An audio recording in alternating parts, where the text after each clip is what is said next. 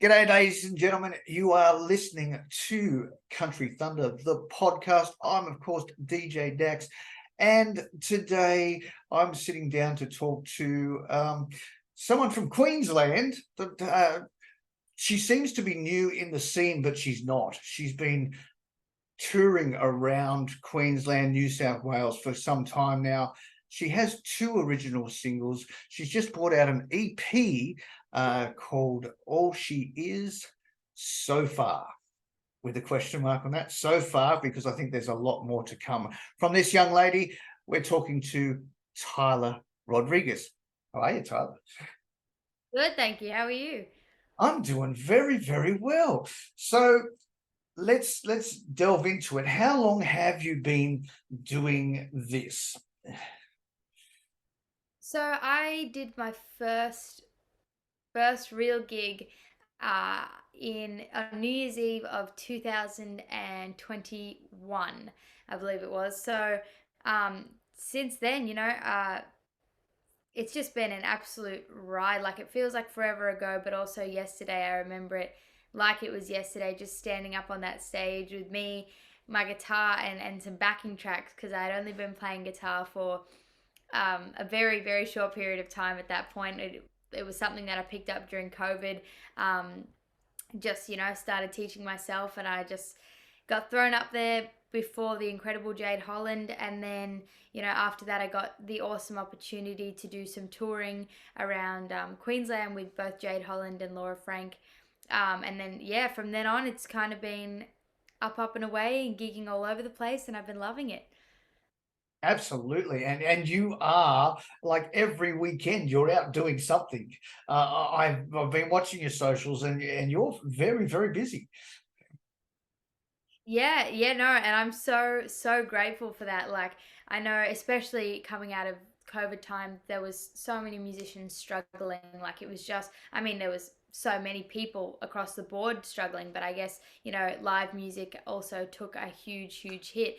And so, coming out of that, like I said, straight into that New Year's Eve, and then from then on, just being extremely busy from, it's been not much less than 3 gigs a weekend since then, which I'm just so grateful for. I've got to meet some amazing people in the industry as well as just people from the crowds in different towns across different venues, and it's been amazing.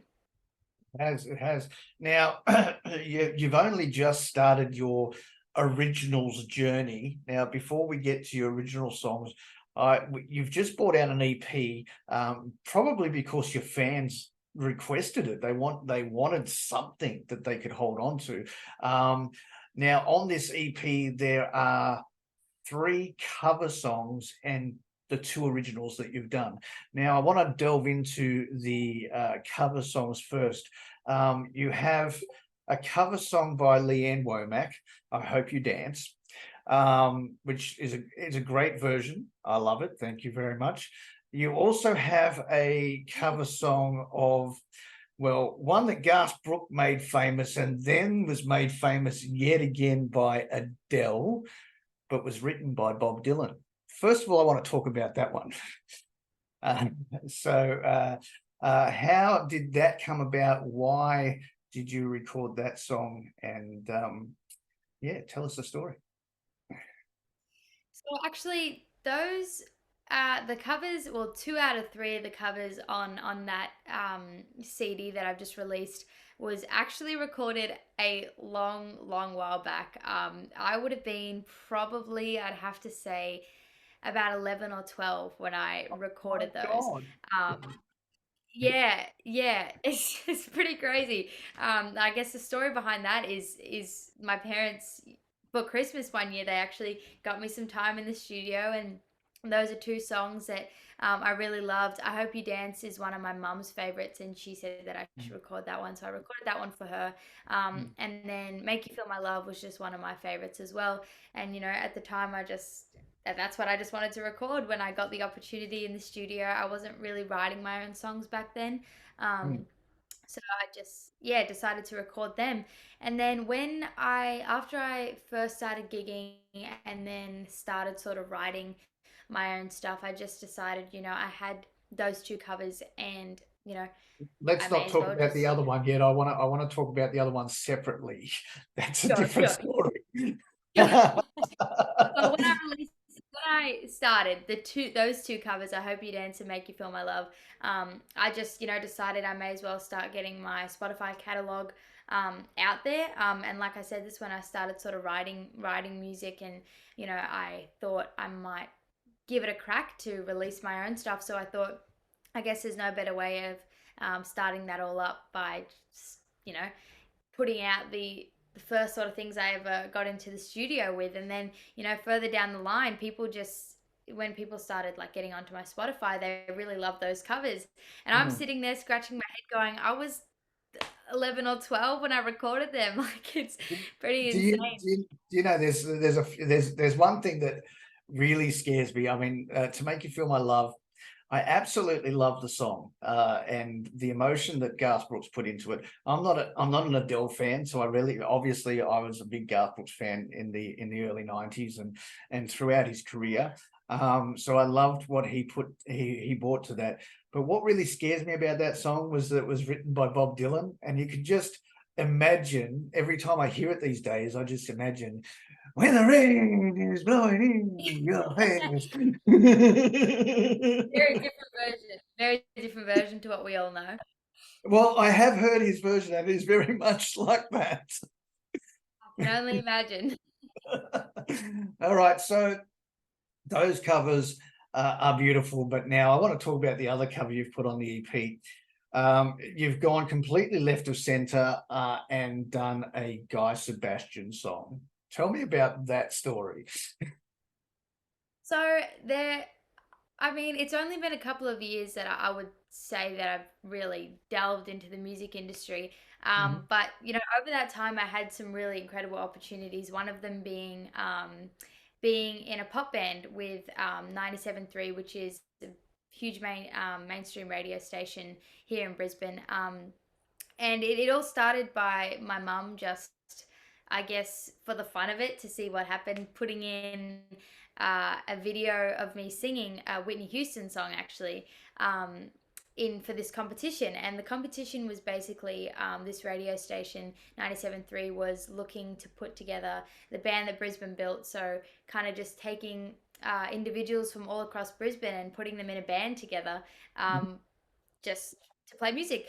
And so through that, I got to meet lots and lots of awesome people, and not only like the musicians in the band, but also like, I guess, in the industry. And one gentleman, Brett, kind of, him and I in that time were doing a lot of pop stuff in relation to the band, and he was like, I think you would really kill doing a cover of this song, and just have a go at it. And so, I've never been someone that's really scared of genre hopping. Like, I've grown up with all sorts of music. I listen to all sorts of music all the time. Like, I'm a very I guess, mood dependent music listener, where it's like sometimes I feel like I'm listening to a little bit of rock, like sometimes I feel like listening to pop, or country, or country's majority of the time. But so yeah, I've never been too worried about, I guess, singing other genres and things like that. And so when he brought the idea to me and said, I'll record it with you, I just thought, yeah, no worries, I'll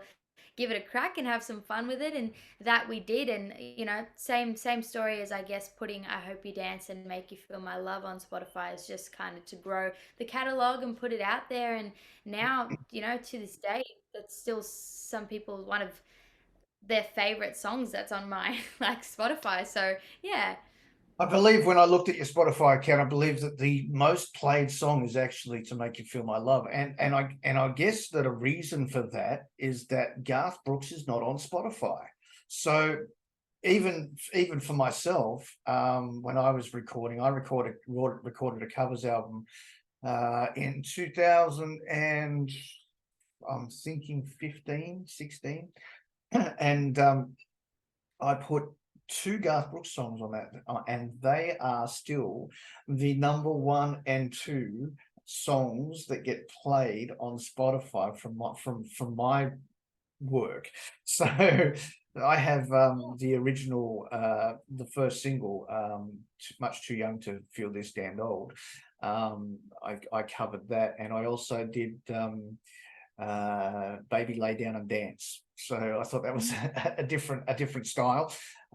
So, and those two are are some of the two that are the most sought after on Spotify, because there's no Garth Brooks on Spotify. Yeah. Well, there you go. I never thought about it from that light. So yeah, you may be right on the money there. It is true. It is true for all these Garth Brooks fans that have Spotify and don't have Amazon, because he's exclusive with Amazon. So they jump on anybody that covers a Garth Brooks song, if it's good, obviously. Well, So yeah, so you've come out and started doing original songs. Your first song was All She Is. Tell me about that. How did it come about? What was the writing process like for, starting your own recordings? yeah. Well, so All She Is was actually pretty much the first song I had ever written, which is, a little bit insane. I still say that out loud and go, what were you thinking? Why would you do that? But, I am so happy that I did. And even at the time, like there's a lot of nerves that come with releasing your own music. It's like, especially your first single, or, I mean, even with my second release, I still felt the same way. But especially with All She Is, it was like, for all my life, all I've done is just sing other people's songs because I just love to sing. Mm, So I guess it's a really big leap of faith putting something of your own out there. It's a very vulnerable thing to do. And All She is just that, very vulnerable. It is something that I wrote when I think I was just pretty fed up with like feeling like people weren't really taking me seriously, to be honest. Like it was at a weird time when I felt like I was kind of growing up a little bit quicker than everyone my age, but also, you know, I was working in adult environments, and I felt like I wasn't getting taken seriously by adults, but I was too old for people my age. So it was kind of like a weird in between that I mm, felt like I was in. So that's, I guess, that was the initial idea. But then as I continued writing the song, it kind of evolved into something that was more about, I guess, understanding that everything you've been through, good, bad, or otherwise, has made you the person that you are today, has molded you in that light, and however you are now is exactly how you're supposed to be because of all that stuff. mm, So when I finished writing the song, despite the fact that it was the first song that I had ever written, um, I believed in what I was saying in that song so much that I was like, mm. you know what, regardless of who listens to it, regardless of who, how many people get to hear it or play it, I really believe in what I've written, and that's why I decided to release it, and I'm still proud of that to this day. You should be. I mean, I just noticed that it was played on Country Thunder Australia this morning. There you go. Incredible. It makes me really happy to hear. Yeah, and people are requesting it when the people are requesting, obviously, your newest single, because you've got up in the charts there, and but that first single of yours is still getting requested. So yes, I don't think it'll get into the charts. It's not getting requested as much as the new one. We are going to talk about the new one now. Now this sets you apart from anybody else in the industry. All right, and this is what I like about Tyla Rodrigues, is that from the outset you've come out with a couple of songs. You're not that well known, but the second song set you apart from everybody else. It was like, this is totally different. This is something back from, we're talking about the 70s, 60s. You've got this country gospel vibe that nobody does anymore, and it's actually beautiful. And it's actually beautiful. It actually drives me insane. I love the song. Thank you so much. So tell us how this came about, how the sound came about, how the whole journey of this process came about. Because nobody's doing it. Nobody's doing it, and I think you've found your niche with that type of stuff. Well, thank you. Thank you very much. That means a whole lot to me because, like I was saying about All She Is, there was a lot of nerves behind. Obviously, as someone that sings country music and is releasing country music, I'm a country music lover, country music fan. So, I have been listening to all the country music coming out now, but I also listen to a whole lot of, older country music. I grew up, my dad's family especially listened to heaps of country music, heaps of, Vince Gill, Randy Travis, Mm, Brooks and Dunn, mm, all those guys. Um, and that's what I grew up on. I guess even, when I was in my teenage years, it was a lot of Keith Urban, Rascal Flatts, and things like that. A lot of that sound, and that is something that I really love. And a question I get asked a lot in majority of interviews is, why country music? Because, like I said earlier, I'm someone that listens to a whole lot of music. Not only did I grow up on lots of country music, but it was lots of soul, R&B, mm, funk type of music as well. mhm, Um, and I just love, I guess, the simplicity and those sounds that come out of that old country music. That steel, that gospel, the lots of harmonies and things like that. That is what I absolutely love. And so this song was inspired actually by a Chris Stapleton song mhm, that is very very different to what I ended up producing. It's called Daddy Doesn't Pray Anymore, and mhm, wasn't so much the song that I was inspired by, but it was the lyrics. And it was kind of a song about how, Jesus or God or whoever you believe in is your constant in your life. And although that's a very deep song, Chris Stapleton's version, I kind of got the idea of what about, kind of putting a spin on that and having a bit more of a fun song where it's, mm. someone's done so much wrong that their constant, their God, whoever they believe in, has turned their back and gone, nope, you're too much for me now. Like, even you're too much for me. Um, Yeah, and but hold on, so, no, Tyler's ringing again. Sorry, no, no, no, don't answer that. yeah, she's done it again. Don't bother.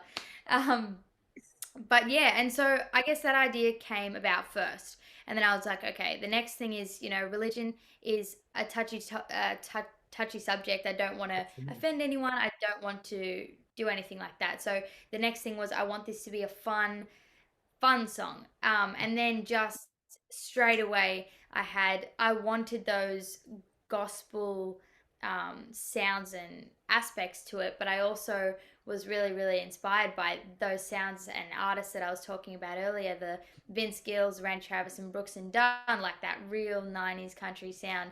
And, Mm, I took it to the producer, Rod Moppy, and I gave him all my ideas. I gave him my references. I just, this is the sound that I wanted, and him and I were just able to create something that I'm super proud of. And mm, it's got the sounds of the country that I love and really embodies the type of country artist that I would like to be. Like you said, it's not so much. I really wanted to stay away from trying to do country pop because um, not only is the music that I release for people, but it's also for me, and I want what I release to be true to me and the yeah, sound that I love as well.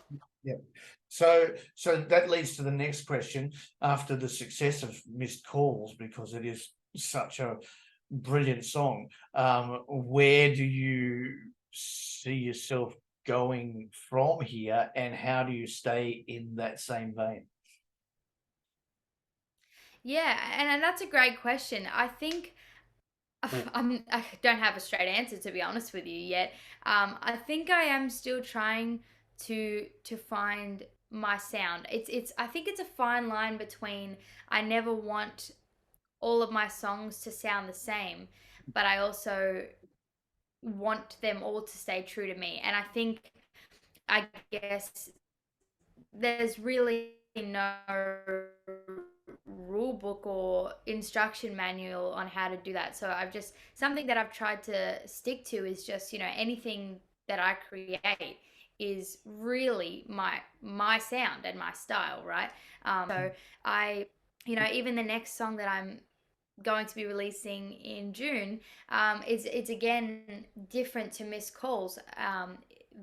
very different, but I still think it's got those same aspects. Like I said, I've been influenced heavily by lots of different musicians and artists and genres my entire life.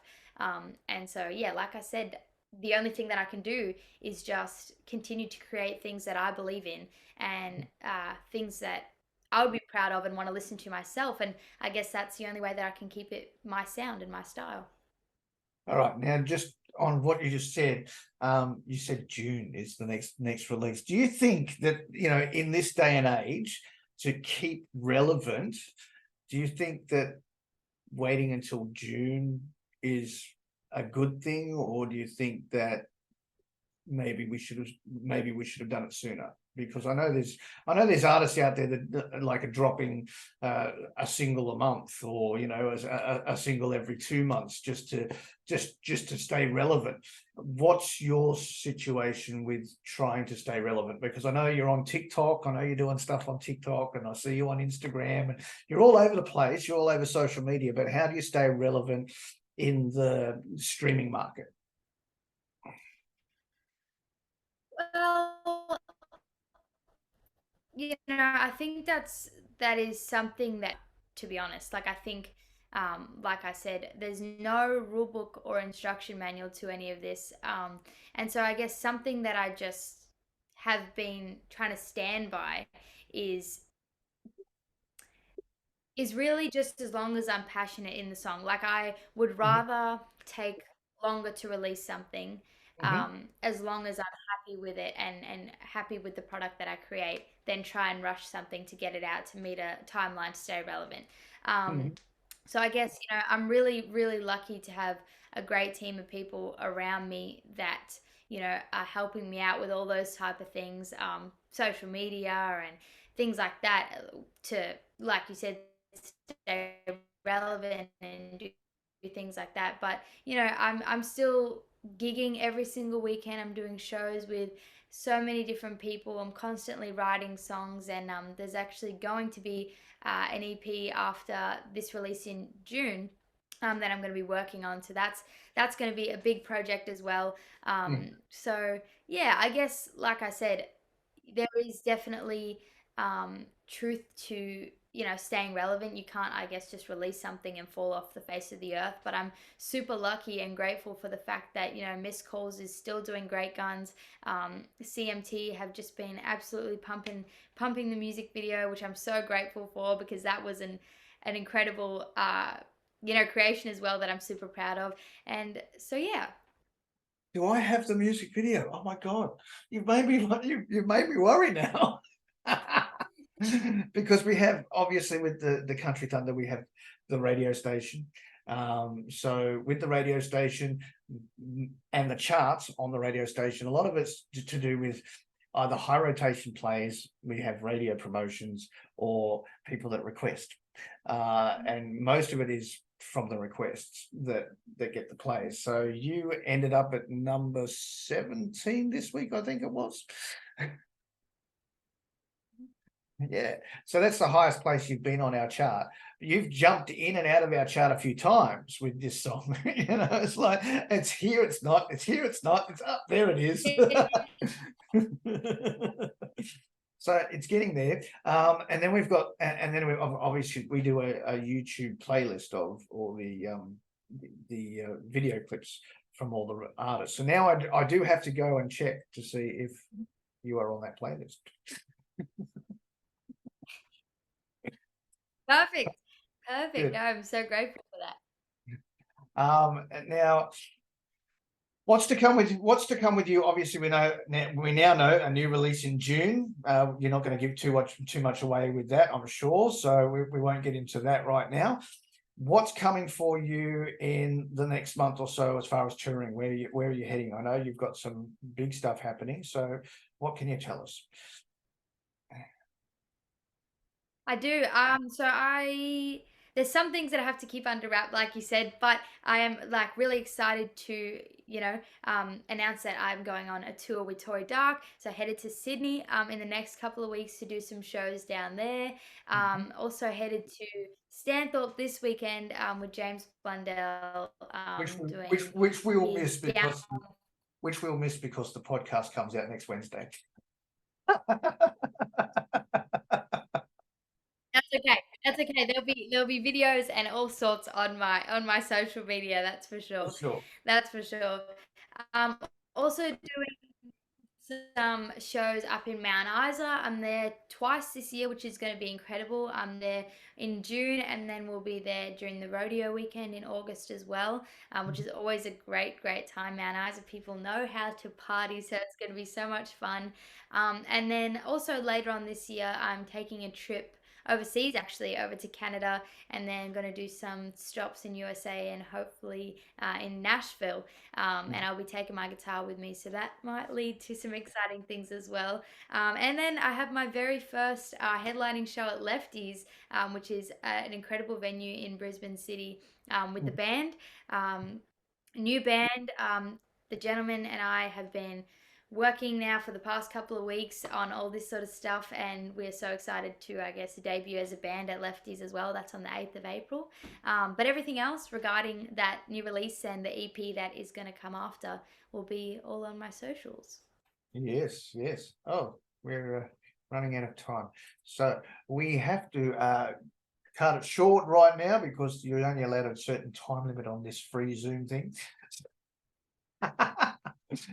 So can you please introduce your latest single? Of course, of course. Well, this is Miss Coles, and thank you so much for loving it and requesting it. And thank you, Country Thunder, for having me.